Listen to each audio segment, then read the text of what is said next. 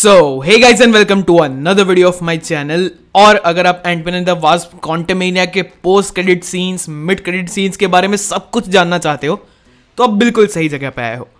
और Ant Man and the Wasp Quantumania movie एक तरफ और इसके पोस्ट क्रेडिट सीन एक तरफ, बिल्कुल अलग लेवल पे, क्योंकि इसी मूवी के पोस्ट क्रेडिट सीन शुरुआत करता है द कैंग डायनेस्टी की।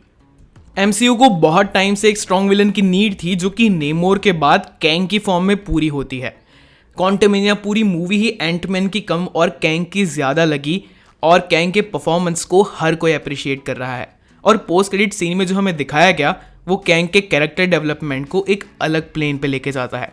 तो आज के वीडियो में दोनों ही पोस्ट क्रेडिट सीन को डिटेल्स में डिस्कस किया जाएगा। आपको कॉमिक बुक हिस्ट्री बताई जाएगी, कैंग के वेरिएंट्स के बारे में बताया जाएगा और ऐसी हर किसी चीज को बताया जाएगा जो कि आने वाले एमसीयू और कैंग डायनेस्टी के लिए आपको जरूर जाननी चाहिए। So without wasting any more time, चलिए वीडियो को शुरू करते हैं। Can I be your superhero? Superhero.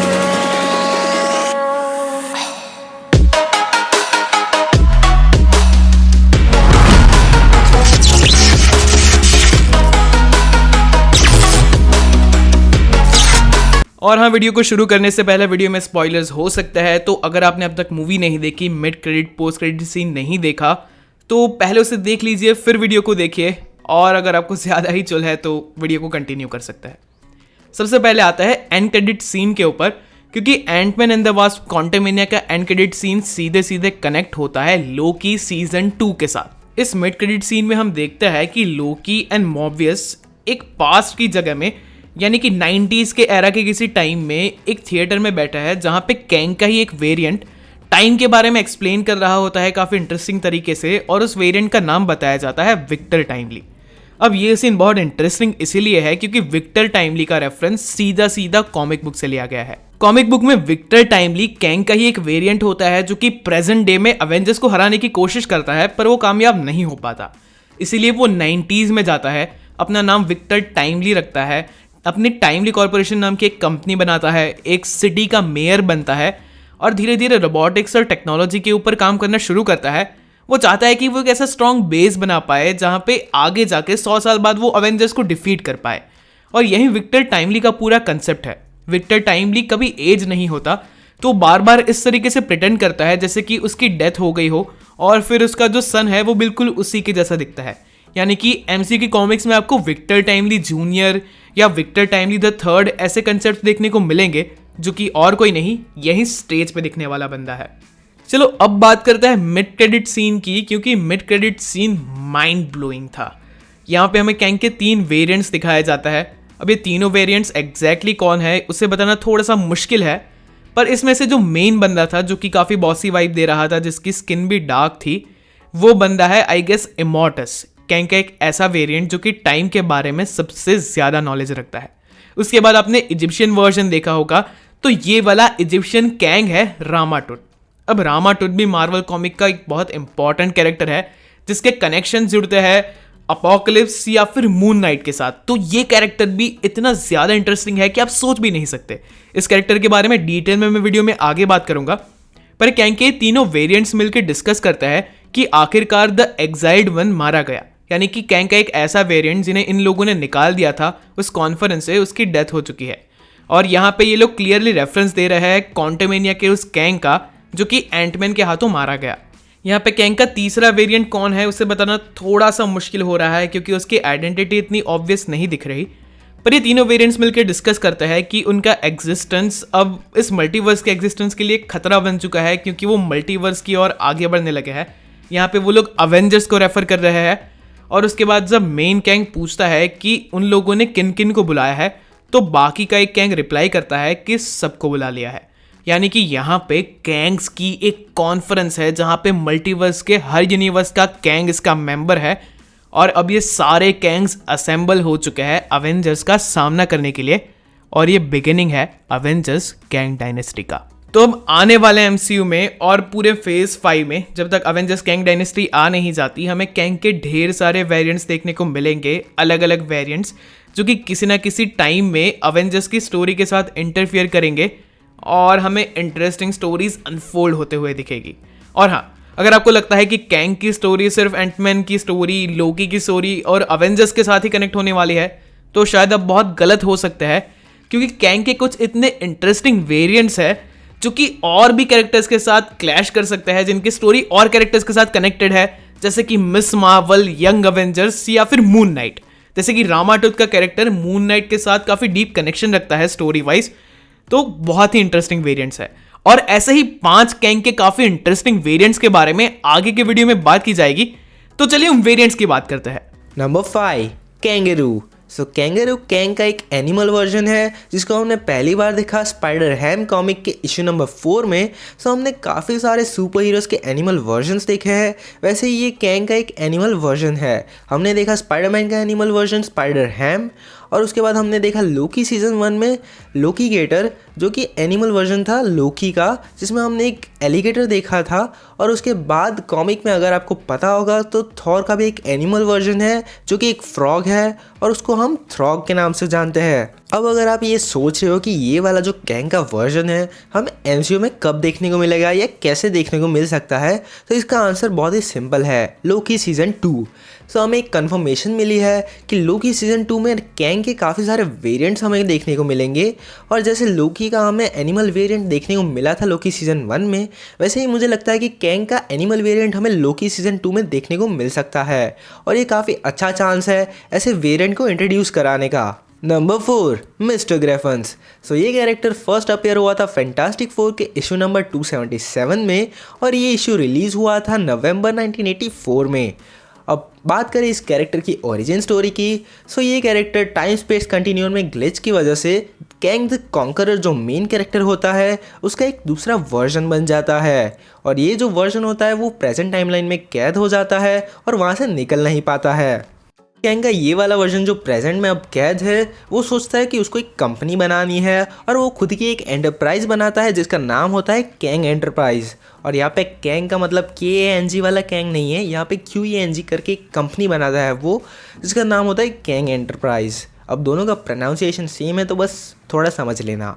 अब बात करते हैं इस एंटरप्राइज़ की, तो ये कंपनी आगे जाके स्टार्क इंडस्ट्रीज़ के स्टार्क टावर को भी खरीद लेती है, और वो काफ़ी बड़ी कंपनी होती है। और अगर आपको ये नाम सुना सुना लग रहा है कि नैथानियल रिचर्ड्स, हाँ आप सही समझ रहे हो, ये बाप होता है फैंटास्टिक 4 के रीड रिचर्ड्स का। यहाँ पे बहुत ही बड़ा कनेक्शन बनता है दोनों के बीच में, और मेरे ख्याल से अगर इसकी MCU एंट्री की बात करें तो आप समझ रहे हो मैं कहाँ पे जा रहा हूँ। आपको लगता है कि अगर पुराना स्टार्क टावर जो है वो नया कैंग टावर होने वाला है, तो ये बेस्ट पॉसिबिलिटी है। I mean, अगर उसको ऑस्कॉप टावर में ही कन्वर्ट करना है तो वो इतना ज़्यादा इंटरेस्टिंग नहीं होगा, पर अगर वो कैंग टावर हो गया तो ये चीज़ काफ़ी इंटरेस्टिंग हो जाएगी देखने के लिए। I mean, फैंटास्टिक 4 भी आ रही है, और रीड रिचर्ड्स और नेथियन रिचर्ड्स भी कनेक्टेड होंगे, तो हमें अगर ऐसा कुछ देखने को मिलता है तो हमें फ्यूचर में बैक्स्टर बिल्डिंग देखने के भी चांसेस काफ़ी ज़्यादा बढ़ जाते हैं, और ये चीज़ काफ़ी अच्छी होगी MCU के लिए और उसके फ्यूचर के लिए। तो मेरे ख्याल से अगर ऐसा कुछ दिखाया जाता है तो बहुत मज़ा आने वाला है। Number 3, Kamala Kang. ये कैरेक्टर फर्स्ट अपीयर्ड हुआ था अवेंजर्स के इशू नंबर 8 में, जिसको रिलीज़ किया गया था 1963 में। ये कैरेक्टर काफ़ी इंटरेस्टिंग है, इसके नाम से ही आपको पता चल रहा होगा कि ये मिस मार्वल और कैंग द कॉन्करर का एक फ्यूजन है। आपको अगर ये क्यूरियोसिटी हो रही है कि ऐसा कैसे हो सकता है, I mean, कैंग और कमाला कैसे एक हो सकते हैं। इन्फिनिटी वॉर MCU में भले ही एक हुआ था, लेकिन कॉमिक्स में इन्फिनिटी वॉर की इवेंट्स काफ़ी सारी हुई थी, जिसमें से एक इवेंट में गमोरा ने इन्फिनिटी स्टोन का यूज़ करके रियलिटी में पॉपुलेशन को कम करने के लिए 2 लोगों को मर्ज किया था। I mean, आधी पॉपुलेशन को दूसरी आधी पॉपुलेशन के साथ मर्ज कर दिया था, जिसकी वजह से 2 पर्सन मिलके एक बन गए थे, और उसमें से एक चीज़ हुई थी कमाला कैंग, जिसमें हमें कमाला और कैंग को एक साथ देखा था, एक ही कैरेक्टर एक ही ह्यूमन के रूप में। हम इस कैरेक्टर का ओरिजिन देखते हैं कि इनका टाइम स्पेस कंटिन्यूम की ग्लिच के साथ और साथ ही साथ कुछ कॉस्मिक पावर के साथ इंटरेक्शन हुआ है, जिसकी वजह से इनको दोनों पावर्स मिली है, और ये probably the most powerful Kang थी, क्योंकि इसके पास अपनी खुद की पावर्स भी थी, प्लस कैंग की सारी टेक्नोलॉजी और इंटेलिजेंस भी था। Number 2, iron lead.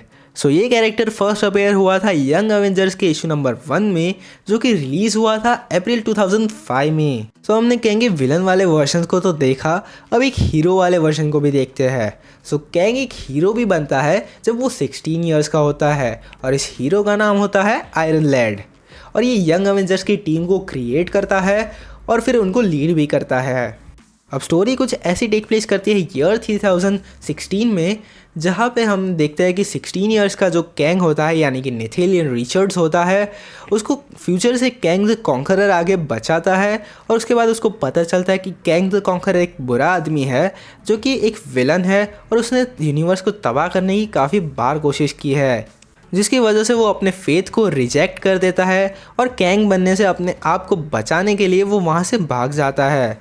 पर कैंग उसको एक सूट देता है जिसकी मदद से ही वो वहाँ से भाग जाता है और कैंग से छुपता है, और ये जो सूट होता है वो आयरन लैड का होता है।